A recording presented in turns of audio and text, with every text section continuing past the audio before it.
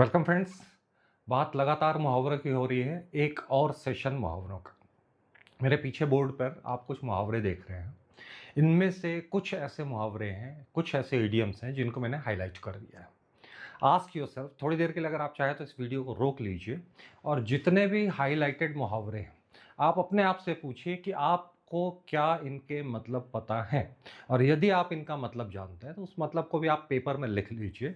जब हम वीडियो ख़त्म करेंगे तब आप अपना इन्फॉर्मेशन चेक कीजिएगा, क्रॉस चेक कीजिएगा कि कितने मुहावरे आप सही जानते थे और कितने मुहावरे अब आप भूलने वाले नहीं हैं।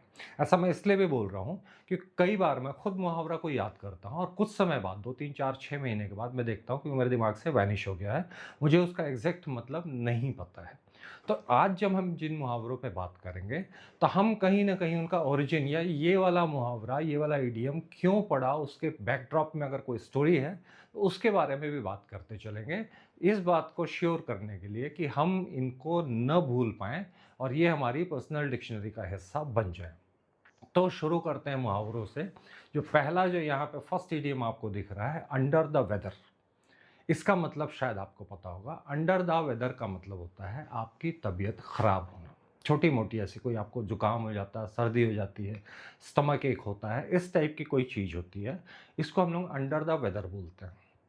ये मुहावरा आया कहाँ से, क्यों, इसका वेदर से क्या कनेक्शन है? तो पुराने टाइम में जब सेलर्स लंबी लंबी यात्राओं पे जाते थे, समुद्री यात्राओं पे, तो क्या होता था कि समुद्र की नम हवा के कारण उनकी कई बार तबीयत खराब होती थी।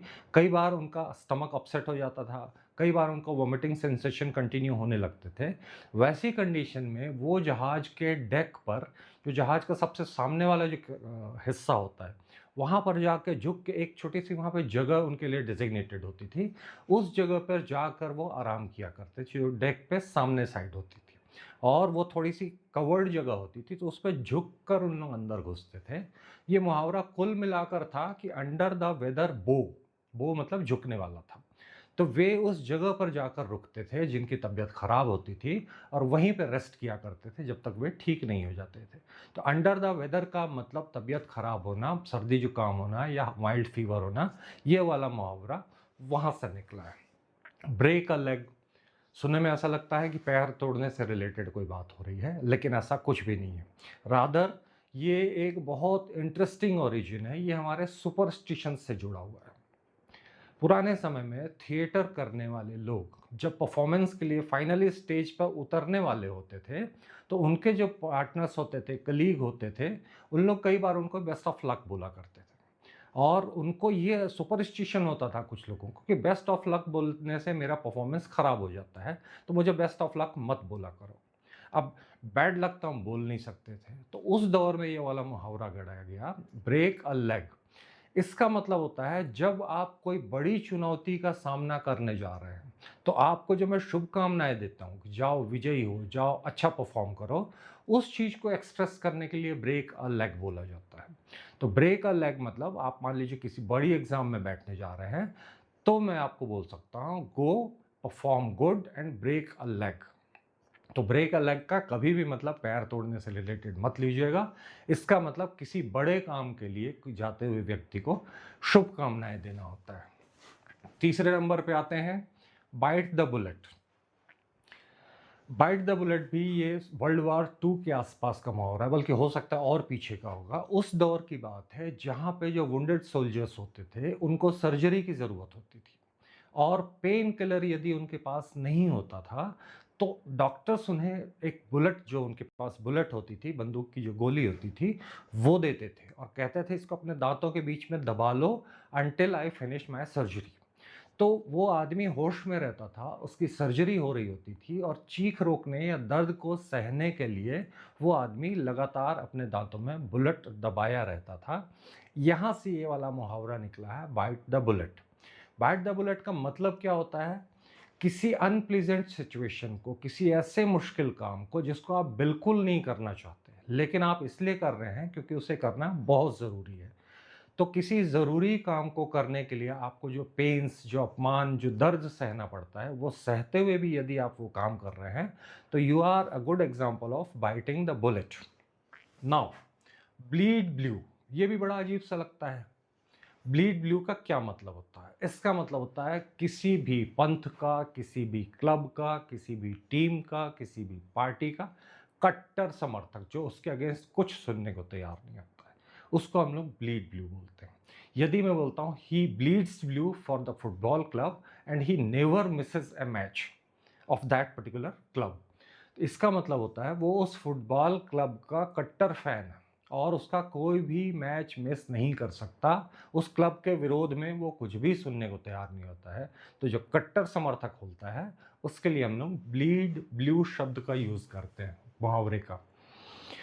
Out of the blue, out of the blue मतलब होता है अचानक, बिना किसी प्लानिंग के, सडनली, अकस्मात आपके साथ कुछ हो जाता है। आप गाड़ी चलाते जा रहे हैं, अचानक से आपकी गाड़ी के सामने कोई एक जानवर आ जाता है। तो आउट ऑफ द ब्लू इसको क्यों बोलते हैं फिर, ऑल ऑफ सडन को?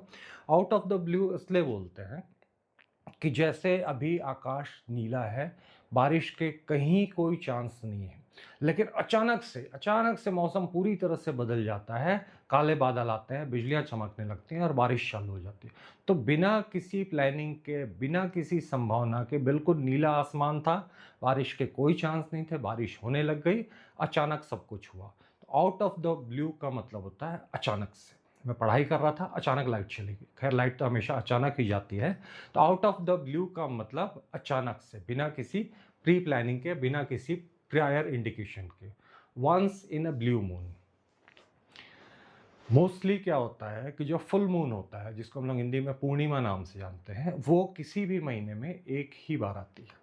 बहुत रेयर केस में कई सालों के सर्किल के बाद ऐसा होता है कि किसी एक महीने में लगातार 2 फुल मून आते हैं, 2 पूर्णिमा आती है। लेकिन ये रोज़-रोज़ नहीं होता है, ये बहुत जल्दी-जल्दी नहीं होता है। ये ऐसा नहीं कि 1 साल में 2 बार या 2, 3, 4 सालों में 2, 3, 4 बार हो जाए। बहुत रेयर केस में होता है और यही मीनिंग है इस मुहावरे का भी। Once in a blue moon का मतलब होता है कभी-कभार, रेयरली। तो यदि मैं पूछता हूँ क्या वो जो तुम्हारा दोस्त रहता है वो तुमसे मुलाकात तुम्हारी उससे होती है, या we meet once in a blue moon, तो यहाँ पर कभी कभार, वेरी रेयर केसेस में ये वाली चीज होती है। स्पिल द बीन्स, रोम की सीनेट में, जो रोम था पुराना इटली में, तो वहाँ, सॉरी, इटली की जो राजधानी रोम थी, तो वहाँ की सीनेट में यदि किसी एक प्रपोजल पे वोटिंग होती थी कि आप इसके फेवर में हैं या उसके अगेंस्ट में हैं, तो वोटिंग के लिए जो पैटर्न यूज़ होता था वो उनको बीन्स, उनके एक बॉक्स होता था जिसमें बीन्स भर के दे दी जाती थी। कुछ ब्लैक बीन्स होती थी और कुछ वाइट बीन्स होती थी।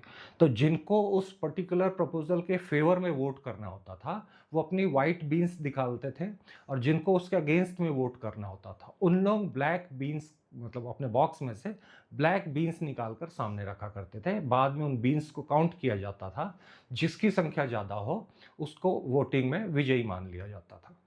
तो बीन्स के थ्रू वोटिंग होती थी। और स्पिल द बीन्स का मतलब था बीन्स बिखेर देना। मतलब आपने जो चीज़ सीक्रेट रखी थी, जो वोट के समय आपको उसको रिवील करना था, आपने स्पिल, आपने बीन्स अगर बिखरा दी, मतलब आपने राज खोल दिया। तो कोई भी सीक्रेट रिवील कर देना, कोई सी भी ऐसी इंफॉर्मेशन जो आपको अपने तक रखनी थी, यदि आप उसको पब्लिक कर देते हैं तो you have spilled the beans, now call it a day, now call it a day. मैं ये आपको सच बोल रहा हूँ, ना कि मुहावरा बोल रहा हूँ। कॉल इट ए डे का मतलब होता है काम समाप्त करो, काम खत्म हो गया, अब हम घर चलते हैं। काम समाप्त होने को कॉल इट ए डे बोलते हैं। मान लीजिए लेबरर्स हैं, कहीं पे कंस्ट्रक्शन का कोई काम कर रहे हैं और अचानक उन लोग 2, ढाई, 3 बजे डिसाइड करते हैं कि आज का काम हो गया, अब हम लोग काम रोकते हैं, आज काम बंद करते हैं, बाकी काम कल देखेंगे। तो उनका कहना हुआ let's call it a day and go home.